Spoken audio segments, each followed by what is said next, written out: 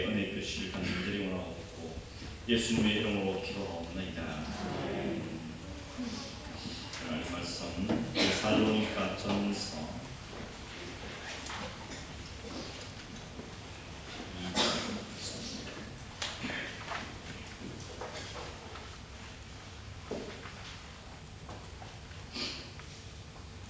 데살로니가 전서 2장 1절부터 12절까지 말씀을 함께 읽도록 하겠습니다. 같이 읽겠습니다.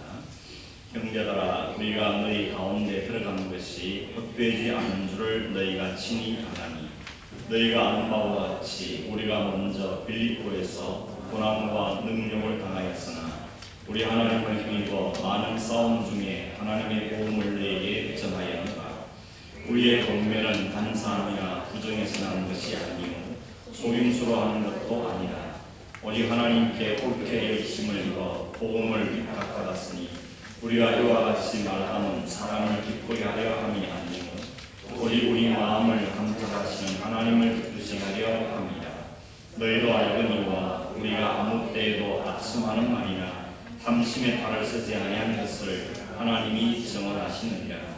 또한 우리는 너희에게 쓰든지 다른 이에게 쓰든지 사람에게 쓰는 영광을 구하지 아니하였노라.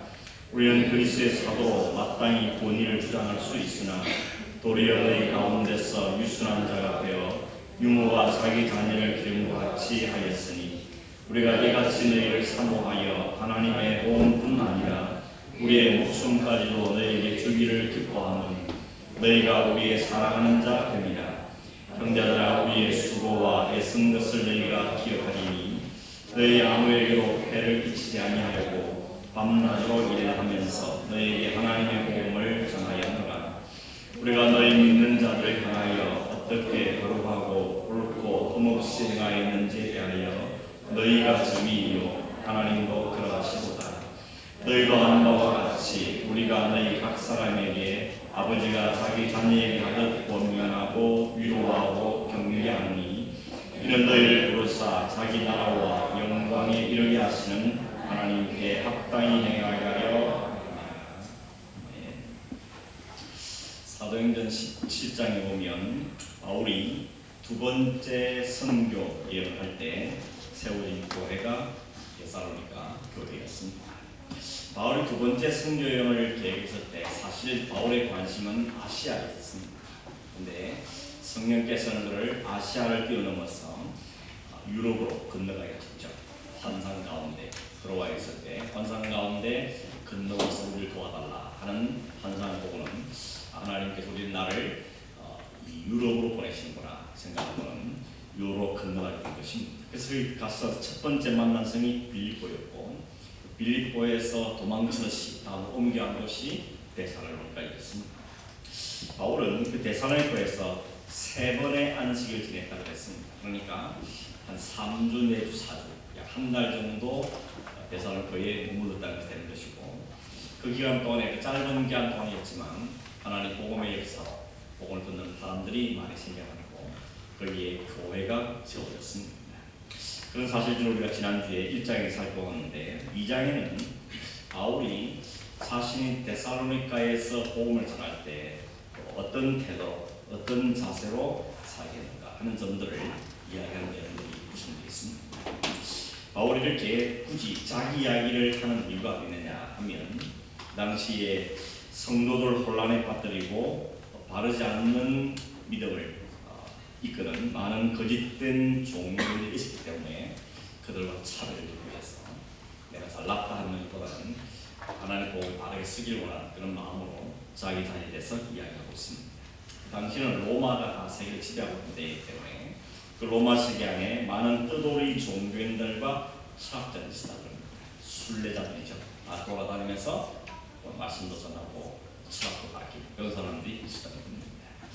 이들은 스스로를 가리켜서 교사다 이렇게 이야기하면서 많은 사람들 청중들의 인기를 끌었고 그것을 이용해서 많은 돈도 벌었고 그들을 심지어는 속인 일도 행하고 있습니다. 그래서 아는 사람들은 비난하고 비판하고 그런 사람도 생겨났습니다.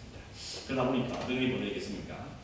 복음을 빙자하여 살기 때문에 그 사람들이 문제가 아니고 복음도 문제가 생긴 것이죠. 네가 저랑 보면 안 믿는다 이거죠. 네가 저랑 보면 안 된다. 네가 그런데 무슨 복음이 되겠냐 하는 것 때문에 그 사람들 때문에 복음이 회파되고 복음이 흩어져질 일이 생기게 된 것입니다. 그래서 바울은 그들에게 자신이 그렇지 않다는 것을 강조하면서 우리 나를 이끄시는 그 복음의 능력이 어떤 것인가 하는 점들을 이야기하는 내용이 기록되어 있습니다.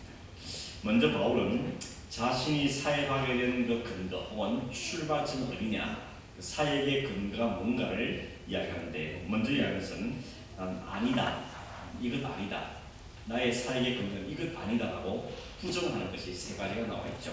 3절 4절에 보면 우리의 권미는 간사함이 아니다, 그리고 부정해서 나는 것이 아니고 속임수로 하는 게 아니다. 세 번의 부정을 이야기했죠. 아니다, 간사함이 아니고 부정이 아니고 속임수가 아니다. 여기 간사함이란 말은 우리가 말할 때 간사하다는 말도 있지만 여기는 에러, 오류가 있다는 뜻입니다. 우리가 전하는 복음은 오류가 있는 복음이 아니라는 겁니다. 사람이 오류가 있다고 해서 복음 자체도 문제가 있다고 생각하면 안 된다 하는 것을 이야기하는 것이죠. 부정해서 난 것이 아니라는 말은, 이 부정이라는 말은 특별히 이방 세계 가운데 성적인 부도를 이야기하는 것입니다. 이방 종교 가운데 가장 굳은 특징 가운데 이런 성적인 부도들이 많았죠. 그래서 음란하게 자기 신들을 위한 게 생긴 것입니다. 우리가 믿는 저런 복음 그런 게 아니라는 이야기입니다. 또 하나는 속임수가 아니라는 거죠. 마술이나 사람들 기만하는 그런 가문이슬로 사람들 현혹시키고 사람들을 엉뚱한 길로 이끌어가고 자기 이익을 취하는 그것이 아니라는 것을 이야기하고 있습니다. 이런 모습을 어디서 볼 수 있는가 하면 거짓 교사들, 이교도들에게 찾아올 수 있다는 것입니다. 그래서 나는 이교도가 아니라는 것이죠. 나는 이교도가 아니고 거짓된 교사가 아니다 하는 것을 이야기하고 있는 것입니다. 그러면 자신의 복음의 사역의 출발점은 어디냐 할 때 그는 한마디로 4절에 보면 하나님께로부터다라고 이야기하죠. 4절 말씀 보시면 오직 하나님께 옳게 여기심을 입어 복음을 위탁받았다고 이야기합니다. 자신에게 사역을 맡기신 분이 하나님이다 하는 것이고 그 때문에 자신의 사역의 목표 역시 하나님이다 라고 말씀하고 있는 것입니다. 바울은 자기를 옳게 여겨서 복음 전하는 사역을 맡겼다는 사실, 위탁받은 사실을 바울이 이야기하고 있습니다. 여기 옳게 여겼다 말은 인정받았다 혹은 신뢰를 얻었다 이런 뜻이겠죠. 누구에 받았다는 겁니까? 하나님께서 나를 옳게 여기셨고 그래서 나에게 복음을 전하는 일을 위탁하셨다라고 이야기합니다. 비슷한 말씀이 디모데전서 1장 12절 나옵니다. 바울이 디모데에게 말하기를 나를 충성되이 여겨 내게 복음 전하는 직분을 맡기셨다 이렇게 이야기하고 있습니다. 다 같은 의미를 이야기하는 것이죠. 한 가지 질문이 생기죠. 바울이 언제 뭘 보고 하나님은 그를 옳게 여기시고 그를 복음 전한다고 위탁하셨냐 하는 것입니다. 언제 바울이 쓰임을 받아 부름을 받았죠? 바울이 열심히 말씀을 연구하고 준비하고 우리끼리 말하는 신학교하고 이렇게 했을 때 하나님 그를 세우시니 아니했죠. 언제 불렀습니까? 그가 오히려 복음을 위해서 회파하고 방해할 때 하나님은 이미 그 전부터 바울을 보고 있었습니다. 하나님께서 바울을 세우신 것은 그가 열심히 준비했을 때 잘 준비할 때가 아니고 오히려 그는 오히려 복음에 관심도 없고 그랬음에도 불구하고 하나님 그를 지켜보고 있었습니다. 내가 자격이 있으니까 할만하니까 그것 보고 하나님 나를 맡기셨다. 그게 아니고 거꾸로라는 것입니다. 자격이 없는데 할만하지 못한데 하나님 나를 점찍어서 나를 끄집어 불러다가 나를 이렇게 세워줬다라고 이야기하는 것입니다. 이게 세상의 논리와 좀 반대죠. 세상은 어떤 사람 찾습니까? 준비된 사람, 자격 있는 사람, 훌륭한 사람을 찾죠. 그래서 어떻게 그 사람은 스카우트에 올리고 이런 노력을 것입니다. 만약에 우리가 그렇게 하나님의 사람이 된다면 혹은 사역자 된다면 불가능한 게 있습니다. 자격이 있는 것이죠. 도저히 부름받을 만한 자격이 있다고 말할 수 없는 것입니다. 그런 불구하고 하나님이 자기를 보고 부르신 게 아니고 먼저 불러놓고 사람 만들어 하시다는 게 이게 놀라운 기독교의 신앙의 세계에는 놀라운 비밀인 것입니다. 그렇죠. 하나님 먼저 부르시고 소명하셔서 부르신 다음에 그를 준비시켜 가면서 하나님 쓰시는 일이 복되는 것입니다. 그래서 우리는 다 미완성입니다. 인간의 공로가 전혀 고려되지 않고 아무것도 없는 빈손인데 오히려 하나님의 배박한 자이는데 하나님 그를 통해서 하시려고 맘먹으시고 그를 행하신 것입니다. 바울은 나중에도 그랬죠. 나는 죄인 중에 괴수고 나는 포악자였고 오히려 복음의 회방자였다는 것입니다. 핍박자였는 것입니다. 아무리 봐도 복음 증거자로 세운 밖에는 턱없이 아니라 있을 수 없는 것입니다. 그런데 하나님 나를 부르셔서 나를 충성히 여기서 내게 복음을 전하는 일을 맡기셨다고 말하는 것입니다. 내게 충성히 여길 만한 조건이 아무것도 없는데 하나님 나를 충성스럽게 여겼다는 것입니다. 죄인의 괴수인데 그 죄를 보지 않고 하나님 나를 복음 전자로 세우셨다는 것입니다. 이걸 우리는 뭐라 그럽니까? 하나님의 절대 주권인 것입니다. 하나님께 모든 주권을 한 것이죠. 하나님 누구를 선택하든지 어떻게 세우든지 하나님께서 하신 일이고 전적 우리 입장에 보면 하나님의 절대적인 은혜이시죠. 하나님의 은혜를 주라고밖에 설명할 필요가 없는 것입니다. 우리가 사역자가 되었다 안 됐다, 목사가 되었다 안 됐다 그런 차원을 넘어서 우리는 모두가 하나님께 부름받은 사람들인데 언제 부름받았습니까? 뭐 때문에 이를 부르셨습니까? 할만하니까? 자격이 있으니까? 준비되어 있으니까? 아니죠. 자, 안 됩니다. 준비도 안 되어 있는데 아무것도 모르는데 오히려 하나님의 마음을 실망심밖에 없는데 하나님을 불러내셔서 이렇게 만들어가신 것이죠. 만들어가신 공사동이라는 뜻입니다. 여러분 이게 우리에게 은혜가 아닐 수 없는 거죠. 하나님이 하신 게 아닐 수가 없는 것입니다. 복음이라는 것이 하나님이 가장 아끼는 보배지 않습니까? 그래서 고린도후서 4장 7절에 보면 우리가 이 보배를 질그릇에 가졌다 이렇게 말하죠. 여기 보배는 복음은 복음의 핵심 예수 그리스도. 질그릇은 우리죠. 질그릇은 그릇 가운데 아름답고 소중한 그릇은 아닙니다. 그런데 그 안에 보배 예수 그리스도를 담았다고 이야기합니다. 우리가 우리 민을 살아가면서 가장 아끼는 것은 가장 아끼고 가장 소중한 것은 그걸 맡을 만한 사람에게 맡기는 거죠. 믿을 만한 사람에게. 믿을 만한 장소에 보관합니다. 근데 우리에게 그걸 맡길 만한, 보관할 만한 자격이 있느냐 모를 때 전혀 아닌데 그렇지 않다는 것입니다. 그런데 불구하고 우리를 하나님의 복을 맡은 자로 세웠다는 것은 진짜 하나님의 은혜가 아닐 수 없는 것입니다. 하나님께서 정말 변명할 수 없는 하나님의 은혜인 것입니다. 이 하나님의 은혜를 우리가 깨닫게 중요한 것입니다. 우리 신앙의 첫 출발점 어디입니까? 자신이 죄인임을 깨닫고 내가 이런 죄인을 불구하고 하나님 나를 의로운 자로 불러주시고 하나님께 삼으시는 사실 여기가 출발점입니다. 여기 출발점 아니면 어떻게 됩니까?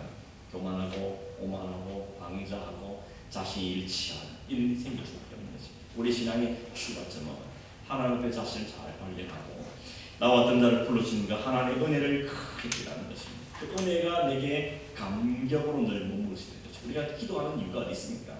말씀 읽고 기도하는 이유가 내가 더 많이 알고 더 많이 치고 그런 의미보다는 이 받은 은혜를 잊어버리지 않기 위해서 이 감격이 식어지지 않기 위해서 날마다 기도하고 또 찬송하고 말씀을 살펴보면서 이 감격을 유지해가는 것입니다. 이 따뜻한 온도를 유지해가는 것입니다. 가만히 내버리면 냄비가 식어버리죠. 냄비를 다시 불을 떼서 다시 따뜻하게 만들어야 되는 것처럼 우리의 이 은혜가 식어지지 않기 위해서 날마다 예배하고 기도하고 말씀을 읽고 성도 교제를 하고 그럴 때 우리가 하나님에 대한 그 은혜의 감격을 따뜻하게 유지하는 필요가 있습니다. 언제 우리 신앙이 떨어집니까?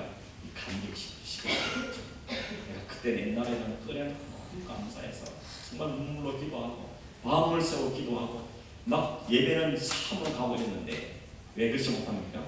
이 온도가 다 식어버리는 것입니다. 이 온도를 다시 데필 게 필요한 것이죠. 하나의 은혜의 감격 우리에게 있는 게 필요한 것입니다. 도대체 내가 무엇이 간데 나를 이렇게 사랑하셨고 도대체 내가 어떤 자에게인데 하나님 나를 이렇게 불러주셔서 하나님 자를 삼으셨는가 나한테 어디에 믿을 만한 믿어서 나의 그 보배를 내게 주시는가 이 사실을 날마다 확인해야 되는 것입니다. 이걸 생각할수록 우리가 어떤 생각합니까? 감격이 다시 오게 되죠. 은혜에 대한 감사가 나오게 되는 것입니다. 그게 머리로서 귀로 들은 것이 가슴에 내려가서 우리 가슴 가운데 뜨거움들이 있게 되는 것입니다. 바울은 그런 면에서 일생 동안 그 감격을 가진 사람같이 보입니다. 이렇게 평생을 이렇게 한 게 어떤 마음으로 사주실까 이런 마음 들 만큼 몇십 년을 하루같이 그 고통과 심한 어려움이 많은데도 불구하고 또 어떤 삶을 살아야 하는 이유를 묻는다면 우리가 마이크를 갖다 대고 인터뷰를 한다면 바울이 대답할 수 있는 하나밖에 없습니다. 나 같은 것을 불러서 하나님이 보이는 삼으신 그 하나님 은혜가 너무 감격했어. 내가 어떤 자인지를 알았는데 알고 그걸 나를 이렇게 만드신 하나님 은혜 때문에 그는 자연스럽게 헌신과 충성이 나올 수밖에 없습니다. 아무리 고통을 당해도 만약 그게 없다면 그 은혜의 감격이 없었다면 한 일에 열심히 한 다음에 좀 피곤하다, 힘들다, 좀 쉬었다 아니면 포기하고 막 매맞고 도망다니고 오해를 받고 왜 이런 일이 일어나는가 라고 포기할 수도 있고 좀 피했다, 좀 쉬었다 할까 이런 생각도 들었을 텐데 바울은 어떻게 말합니까? 그 은혜의 감격 때문에 자기 든 그 부으신 그 은혜의 감격이 너무 커서 중단할 수 없는 것입니다. 포기할 수 없는 것입니다. 이게 내버릴 수 없는 것이죠. 나를 하나님 잘 삼으신 은혜가 너무 감사해서 그 일에 충성스럽게 감당했다는 것입니다. 고린도서 4장 1절에 보니까 사람이 마땅히 우리를 그리스도의 일꾼이요 하나님의 비밀을 맡은 자로 여기죠. 내가 하나님께 그리스도 일꾼으로 부르받았고 하나님의 비밀을 맡은 자라는 사실을 잊지 않는 것입니다. 그리고 그 맡은 자에게 구할 것은 충성이라는 거죠. 충성은 강요해서 나오는 게 아닙니다. 그건 의무적인 것이죠. 그러나 우리에게 그 감격이 있어. 은혜의 감격 때문에 나온 헌신은 아무도 못 먹습니다. 그 은혜의 감격 때문에 헌신한 사람은 막을 길이 없는 것입니다. 하나님 이와 같은 보험을 맡겠다는 것이 그에게 너무 감격스러운 은혜이기 때문에 자신의 생명을 걸어버린 것입니다. 자기 남은 일생은 다 크게 걸고 사는 것이죠. 제일 무서운 사람이 어떤 사람입니까? 죽을 동 살던 요거 덤비는 사람이죠. 그 사람이 제일 무서운 사람인 것입니다. 한 대 얻어터지 또 이제 또 덤비고 한 대 집안에 또 이제 또 덤비고 그러면 아이고 너는 감당이 안 된다 이렇게 말하는 것처럼 주님 주신 그 은혜의 감격이 마음에 가득해서 그 은혜로 살아가는 사람은 헌신과 충성의 삶을 살아야 된다는 것입니다. 원래는 우리에게 이런 은혜가 있기를 간절히 바랍니다. 은혜가 식지 않기를 바랍니다. 혹시 그중에 또 다시 말씀과 기도 통해서 우리의 은혜를 감격자를 확인해야 되는 것입니다. 그 의무로 하는 것은 참 피곤하죠. 내가 목사니까, 내가 집사니까, 내가 교사니까 어쩔 수 없이 해야 된다 그러면 참 피곤하고 힘든 것입니다. 근데 똑같은 일을 하는데도 그 감격이 넘쳤습니다. 은혜의 감사, 내가 이 짐질 수 없는 사람인데 내 집을 맡겼으니까 얼마나 감사한가. 이렇게 가면 그 사람은 아름다운 열매도 있고 마음이 기쁘고 감사하고 살아가게 되는 것입니다. 하나님 나를 뭘 보니 이 기회를 맡겼을까? 뭘 보니 이 귀한 사명을 맡겼을까? 그렇게 생각할 때 내가 할 수 있는 건 내가 최선을 다해서 헌신하고 충성하고 할 수 있는 거예요. 하나님 나를 좀 사용해 주십시오. 나를 좀 써주십시오. 이런 마음 갖고 자기 맡기에 헌신하고 충성하게 되는 것입니다. 그런 사람들의 특징과 뭔가 하면 다른 사람들의 평가에서 크게 개의치 않는 것입니다. 내가 지금 하는 동기가 저 사람 말 때문에 하는 것도 아니고 저 사람의 보유에 하는 것도 아니기 때문에 하나님의 주신 끈의 감격과 감동에 하는 것이기 때문에 거기는 진실된 충성이 헌신이 그게 나오다는 것이죠. 나는 알아주든 안 알아주든 때를 얻든지 못 얻든지 하나님이 맡긴 이 보배를 소중히고 하나님은 이 사실을 생명있고 감당하게 되다는 것입니다. 바울은 어떻게 충성했는가를 오늘 본문 속에서 세 가지를 살펴보겠는데 하나는 먼저 첫 번째 뭔가 하면 고난 가운데서도 충성하다는 것입니다. 2절에 보면 너희가 아는 바와 같이 우리가 빌립보에서 고난과 능욕을 당하였으나 우리 하나님을 힘입어 많은 싸움 중에 하나님 보고 너희에게 전하였노라. 대사를 오기 전에 빌립보에 있을 때도 많은 고난을 당했습니다. 빌립보에서 아주 나이스하게 목회한 게 아닙니다. 거기서 선교한 게 아닙니다. 거기서 역시 정치인 사람을 고쳐주고 복음을 전하다가 오해를 받고 감옥을 갇히고 매를 맞고 얻어터지고 그랬다는 것입니다. 그랬다면 마치 쫓겨 도망올 수 있게 대사를 왔다면 여기서는 조금 숨을 빡빡한데 쉬지 않는 것입니다. 내가 거기서 고난과 능욕을 당했다고 이야기합니다. 바울이 나중에 고린도서 11장 23절에 보면 자신의 과거를 회상하면서 말할 때 나는 매도 수없이 맞았고 여러 번 죽을 뻔 고비를 만넘겼다. 근데 어디서 언제인지는 이야기 안 합니다. 매도 많이 맞고 고통 많이 봐요. 근데 유일하게 밝히는 장소가 있는데 그게 빌립보. 빌립보에서는 내가 맞았다, 고통했다는 것을 이야기하고 있습니다. 아마도 그 빌립보에 당했던 그 고난이 참 잊을 수 없는 고난인 것 같습니다. 생각해 볼 때. 아무튼 빌립보에서 그 심한 모욕을 당하고 나서 그 쫓기다시피 대사하고 왔는데 거기서 뭐라 그러니까 여기서도 하나님을 힘입어서 많은 싸움 중에 내가 하나님 복음을 너에게 전하였다라고 이야기하는 것입니다. 대사님 와서도 순탄치 않습니다. 그가 정말 마음에도 복음을 전하는 사람 유대인들인데 유대인들은 다 복음을 걷고 있습니다. 오히려 이방인들이 복음을 받아들였어. 그게 교회가 변성된 것이죠. 물론 그것도 감사하지만 그렇게 신경 쓰고 열심히 복음을 전해 그 사람들이 복음을 걷었을 때 그 마음도 안타깝고 힘들었을 겁니다. 많은 도전이 있고 많은 반대가 있고 어려움이 있어 쉽지 않았던 것입니다. 그런데 바울은 포기하지 않았다는 겁니다. 이유는 뭡니까?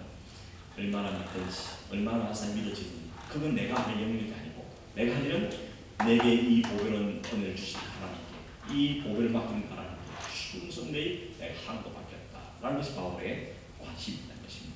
그래서 그 은혜 받은 감격 때문에 하는 것 때문에 그게 바로 환난과 고난이 있어도 그 고난 자체가 문제가 아니고 내게 맡긴 사명이 더 크다는 것입니다. 그래서 그 사명을 감당한다는 것입니다. 이런 은혜에 붙잡힌 사람의 모습인 것입니다. 은혜에 붙잡힌 사람 이렇게 어찌 보면 무섭습니다. 이렇게 강력한 거예요. 강한 것입니다. 교회 안에도 은혜에 얼마나 은혜 받는 사람이 많은가, 은혜에 강력한 사람이 많은가, 그게 그 교회의 생명력이라고 생각합니다. 숫자가 얼마나 많으냐 그 차원을 넘어서 그 안에 칭찬 은혜를 경험하고 은혜를 깨달아가고 그 은혜를 누리고 성장하는 그런 사람이 얼마나 많은가, 그것이 교회의 생명이라고 생명력 생각하는 것입니다. 단순히 성경을 많이 안다, 또는 봉사를 많이 한다 그 자체가 의미 완전히 없다는 말은 없겠지만 그것은 한 은혜를 경험하고 그 은혜를 쏟아놓는 과정들이기 때문에 그것은 의미가 있는 것이지 진짜 중요한 것은 말씀을 알고 배우고 듣고 깨달은 것이 그나의 은혜로 경험되어지고 또 알아가고 배워가고 감사하고 감격하고 그렇게 살아가는 이 삶이 우리가 일어나는 것이 진짜 중요한 생명이라고 말하는 것입니다. 이런 우리 교회를 위해서 기도해 주실 때 우리 교회가 사람이 많이 지십시오. 이런 기도보다 더 중요한 것은 여기 오는 사람들이 은혜를 받게 해주십시오. 하나님의 그 은혜를 누릴 수 있십시오. 그 은혜가 뭔지를 깨닫게 해주십시오. 정말 복음의 진리가 뭔지를 깨닫는 마음을 주십시오. 그래서 은혜 때문에 살아가고 그 은혜에 이끌려서 순종하고 헌신하는 그런 아름다운 모습들이 우리가 일어나기 위해서 기도해 주시기 바랍니다. 저와 여러분이 먼저 그런 사람이 됐으면 좋겠습니다. 빌립보에서 고난을 받았지만 그래도 내가 포기하지 않고 내가 대사로에 와서도 너에게 복음을 전한다. 이유는 뭐냐? 하나님 은혜를 붙잡아야 되는 것입니다. 그 고난 그 보배를 가져버렸기 때문에 전하지 않을 수 없다는 그 은혜의 감격이 있었던 것입니다. 이런 은혜의 감격이 늘 우리 심령 속에 우리 가슴 속에 살아있기를 간절히 바랍니다. 두 번째는 바울은 불순한 동기로 섬기지 않았고 깨끗한 마음가고 충성했다라고 말합니다. 조금 전에 말씀드렸지만 우리가 한 것은 간사함이 아니고 부정이 아니고 속임수가 했다는 겁니다. 5절에도 나오죠. 우리가 아무 때에도 아첨하는 말이나 혹은 탐심의 탈을 쓰지 아니하였다고 이야기합니다. 하나님 전능이시다고 이야기합니다. 이에 반해서 바울 당시에 이런 불순한 동기로 일하는 사람이 많이 있었다는 것입니다. 속임수로 부정한 생각, 동기로 혹은 간사한 말로 했다는 것입니다. 좀 쉽게 말하면 자기 생계를 위한 수단으로 이용했다는 것이죠. 복음자는 이 일을 자기 생계 수단으로 사용했다는 것입니다. 먹고 살기 위해서 여러 다니면서 복음을 전하는 교사로서 자처했다는 것입니다. 어떤 사람은 자기 세력을 확장하는 수단으로 사용했습니다. 더 많은 사람을 거느리고 더 많은 재산을 거느리기 위해서 일을 사용했다는 것이죠. 뿐만 아니라 자기의 성취 수단으로 자기 성취욕을 채우기 위한 수단으로 성공의 수단으로 이런 일을 열심히 하는 사람은 있다는 것입니다. 이런 불순한 동교라는 사람이 많은 중에 바울은 그렇게 하지 않았다는 것입니다. 나에게는 불순한 동교라는 성경이 아니고 오히려 순수한 마음으로 섬겼다고 이야기합니다. 특별히 바울이 다른 부분도 굉장히 민감했지만 이 돈 문제에서도 굉장히 민감했다는 것을 볼 수 있습니다. 몇 대 성문에 보면 사도행전 20장 33절에 바울이 에베소 교회 장로들과 작별하면서 이런 이야기합니다. 내가 아무의 은이나 금이나 의복을 탐하지 않았다. 이런 그런 불순한 동의로 내가 하지 않다고 이야기합니다. 고린도서 10장 1절에도 우리가 아무에게도 불의를 하지 않고 아무에게 해롭게 하지 않고 아무에게도 속아서 빼앗은 일이 없었다고 이야기합니다. 고린도서 11장 9절에 내가 모든 일에 너에게 폐를 끼치지 않기 위해서 오히려 스스로 조심하였거니와 또 조심하겠다. 조심하고 또 조심하겠다 라고 말합니다. 고린도서 10장 17절에 내가 너에게 보낸 자 중에 누구로 너의 일을 취하느냐 경제적인 이익을 위해서 한 일이 아니라고 합니다. 12장 14절 15절에 나의 구하는 것은 너의 재물이 아니요 오직 너희다. 내가 관심이 없어 너희에게 가진 재물이 아니고 너희가 내 관심이다 라고 이야기하고 있는 것입니다. 우리도 마찬가지입니다. 우리가 교회 안에서는 교회 밖에서는 가정에서든 직장에서든 우리의 모든 섬김의 동기가 순수해 주길 바랍니다. 순수한 마음으로 바로 은혜가 우리의 동기가 돼서 순수한 마음으로 하는 게 필요합니다. 근데 여러분 우리가 인간이잖아요. 인간은 순수하지 않습니다. 인간은 가만히 있으면 순수한 쪽으로 가는 게 아니고 불순한 쪽으로 가게 돼 있습니다. 나도 모르는 사이에 내 마음에 불순한 동기들이 찾아옵니다. 그래서 자신을 살피고 또 바울이 그렇죠. 조심하고 또 조심하겠다고 이야기하는 것입니다. 조심하고 또 조심하고 자신을 살피고 또 살피고 자신의 동기를 또 점검하고 또 점검하고 그렇지 않으면 우리는 나도 모르는 사이에 가게 돼 있습니다. 사람 명예를 추구하게 되고 돈을 추구하게 되고 사람의 칭찬을 추구하게 되기 때문에 자신을 날마다 복주시지 않으면 나도 못하게 가게 되는 것입니다. 그걸 홀로가게 되는 것입니다. 바울이 그러죠. 날마다 자신을 살피고 내 동기가 순수하기를 힘썼고 탐심의 탈을 쓰지 않기 위해서 또 수고하고 또 노력하고 그렇게 살았다고 이야기하고 있는 것입니다. 여러분 교회도 그런 맞습니다. 저는 진짜 순수한 동기로 하는 건지 아니면 뭔가 그런 마음의 과목을 채우기 위해서 하는 것인지 다른 욕심이 있는 것인지 헷갈리는 경우도 있는 것이죠. 우리는 우리 사실을 잘 살펴야 돼요. 나를 잘 아는 사람은 납니다. 내가 이를 진짜 순수한 마음으로 하는 것인지 아니면 다 뭔가를 기대해서 하는 것인지를 자신을 살필 필요가 있다는 것입니다. 마지막 한 가지 바울은 그의 모든 목적은 하나님을 기쁘시게 하고 하나님의 영광을 위해서 했다고 바울이 말합니다. 우리 이 말하면 그 당연한 거 아니냐 그렇게 말하죠. 맞습니다. 당연한데 문제는 우리가 그 당연한 것을 안 한다는 것이죠. 오직 하나님을 기쁘시게 해드려야 되는데 우리의 기쁨의 대상이 사람일 수가 있는 것이죠. 내가 본 가정 아이들에게 보고 내가 섬기는 분에게 주변의 사람들에게 그 사람이 자꾸 중간에 끼어들 수 있다는 것입니다. 오직 하나님의 영광을 한다. 이건 너무 당연한 이야기인데 우리가 진짜 하나님의 영광을 하고 있는지 생각해보면 그때 우리가 그렇지 못하구나 하는 것이 사람이 자꾸 신경 쓰이고 사람 말이 신경 쓰이고 사람들의 인기를 얻거나 사람의 칭찬을 얻기 위해서 자꾸 틀을 쓰는 것입니다. 속임수령의 틀이죠. 바꾸는 것이죠. 수도 받고 방법도 받고 그러면서 사람들의 비위를 맞추는 이런 마음이 날마다 이 갈등이 생기는 것입니다. 특별히 앞에서 교사든지 순장이든지 목사든지 앞에서 사람을 이끌어야 태도를 쓰는 입장에서는 그런 마음이 늘 찾아오게 되어 있습니다. 사람이 이거 좋아하니까 이렇게 할까? 사람이 이걸 싫어하는데 이건 하지 말까? 이거 심리적인 것이죠. 근데 바울이 말하니까 나의 관심은 이 하나님이 기뻐하실 것인가 생각하는 것이죠. 이 하나님께 영광이 되는 것인가를 두고 판단하겠다고 이야기하는 것입니다. 물론 이 말이 사람 말은 무시해야 된다. 그 말은 아닌 줄 아시죠? 사람 말 무시하는 말이 아니고 나의 그 궁극적인 목표와 목적이 어딘지를 날마다 살펴보는 것입니다. 이게 진짜 하나님 원하신 것이면 혹 사람들이 이해 못한다 해도 할 수 있는 것이죠. 그렇다고 해서 사람 말을 무시하는 말은 아니지만 그러나 우리의 목적과 관심이 하나님을 기쁘시게 하나님의 영광을 위해서 해야 한다는 것입니다. 목회도 그럴 것 같습니다. 사람을 좋게 하라 하나님을 좋게 하라. 바울이 그러죠. 내가 그렇게 말하고 베드로도 그러죠. 가운데 갔을 때 내가 하나님을 기쁘시게 하라 니들 기쁘게 하라 이렇게 말하면서 하나님을 기쁘시게 해서 내가 할 수밖에 없다는 것을 이 안에 보게 되는 것입니다. 우리가 사람이 눈에 자꾸 들어오면 수단과 방법과 이것이 도움되고 여러 가지 변질된 일이 생기게 되는 것을 보게 되는 것입니다. 뭐 가정도 마찬가지 아닙니까? 부모에게, 자녀에게, 부부에게 뭐 사람의 너무 수치를 맞추면 그걸 사람을 기쁘게 되는 생기는 것이죠. 그런 말 있지 않습니까? 바울이 그런 말도 하죠. 차라리 결혼하지 마라.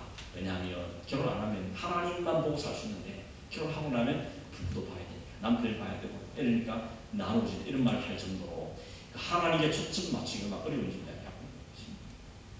우리가 새벽에 여호수아 말씀 묵상하고 있지 않습니까? 하나님이 여리고성 앞에 섰을 때 요구하신 딱 하나입니다. 성 보지 말고 나오라. 성의 경관 보지 말고 내가 너희와 함께 보라. 그래서 언약궤를 앞세울 겁니다. 내가 앞서간다. 내가 이 전쟁을 책임진다. 너희들 볼 것은 언약궤를 보라. 하나를 보라고 이야기하는 것이죠. 우리가 신앙생활 잘하는 비결이 뭐냐면 무엇인가면 하나님께 초점 잘 맞추기. 그거라고 생각합니다. 우리의 초점을 하나님 잘 맞추고 있으면 그게 가서 대대. 우리 자꾸 견문하는 거죠.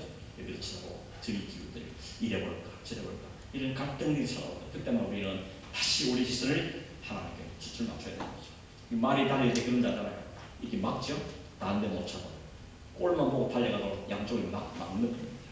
세상을 향한 사람을 향한 시선을 우선 맞고 하나님께 초점을 맞추고 초점이 분명히 되는 것이죠.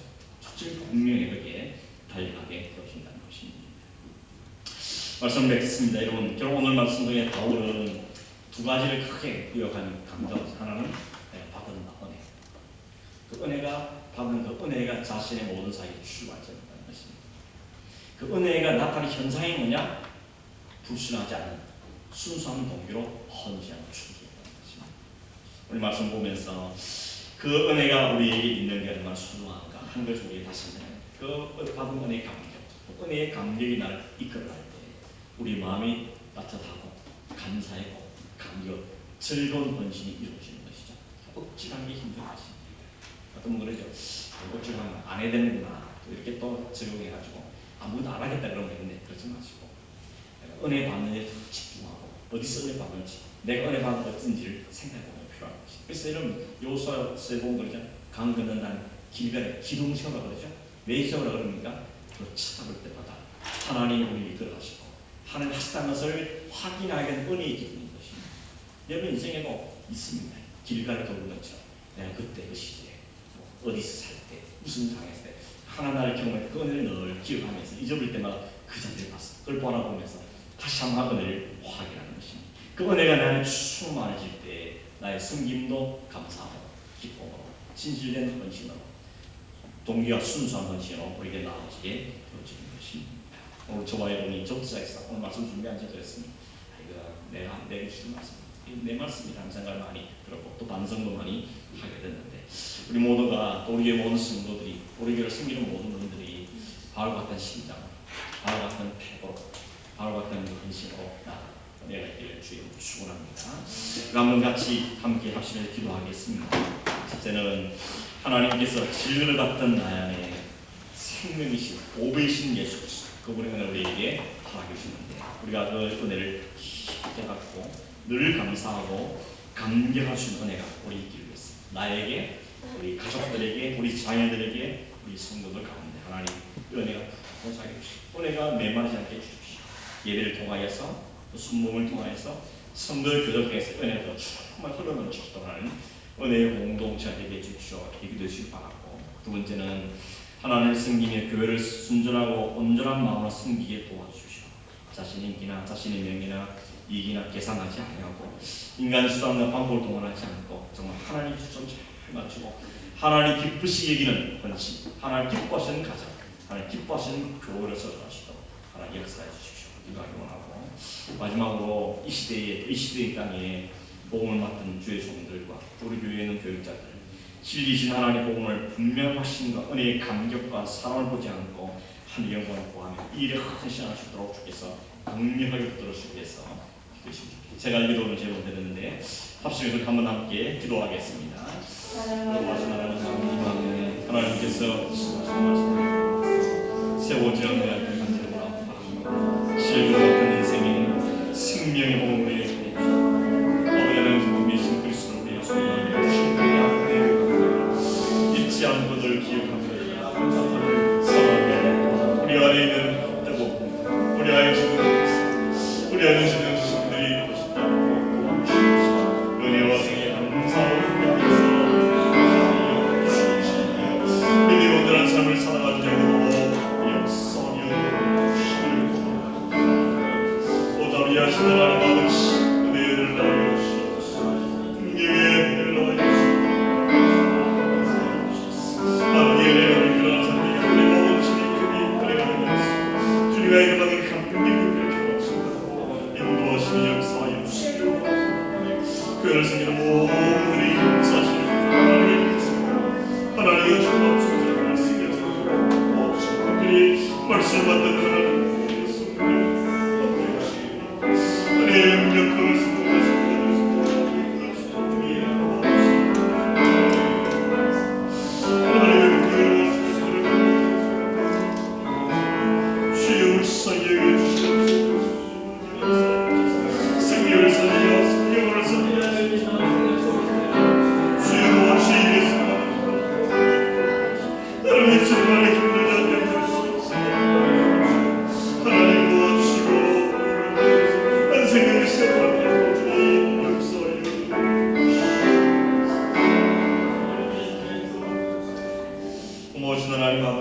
바울을 통하여서 우리에게 자신을 돌아보게 하시고 우리의 삶의 원리와 우리 모든 삶의 태도가 어때야 될지를 다시 한번 말씀해 주셨습니다. 무엇보다는 우리 온 성도들 가운데 온 가정들 가운데 하나님을 받은가 은혜의 감격이 넘치시도록 주님 역사하여 주시옵소서. 우리의 심령이 우리의 가슴이 우리 식지 않게 뜨거워진 마음을 유지할 수 있도록 도와주시옵시고 주님과 교회를 더 충실히 꼭 도와주시고 우리 모든 지금 삶의 원리가 하나님의 감격으로 출발될 수도 주님 역사하여 주시옵소서. 아버지의 온전한 마음과 순수한 마음으로 주님께 속죄를 잘 맞추고 살도록 도와주시고 나오고 특히 이 땅에 하나님 복음에 세운 주의 종들이 하나님의 벽을 잡아서 설치도록 주님 불쌍히시고 긍휼을 베푸시며 역사하여 주셔서 우리의 승리를 통해서 많은 영혼들이 구원 얻게 하시고 세월 받게 하시고 생명이 살아있는 새 나타날 수도 주님 함께하여 주시옵소서. 우리 모든 순장님들 모든 선생님들 특별히 교육자들이 말씀에 매임받은 이 삶을 잘 살아가시도록 주님 도와주셔서 이 메마른 시대에 하나님 생명이 살아나고 보람의 역사하는 은혜가 충만하고 은혜를 베풀어 주시옵시고 그런 교회들로 주님 역사하시고 하여 주시기를 간절히 원하옵고 예수님의 이름으로 기도하옵나이다. 하늘에 계신 우리 아버지여 이름이 그렇게 이름을 받으시오며 나라가 임하옵시며 뜻이 하늘에서 이루어진 것 같이 땅에서도 이루어지이다.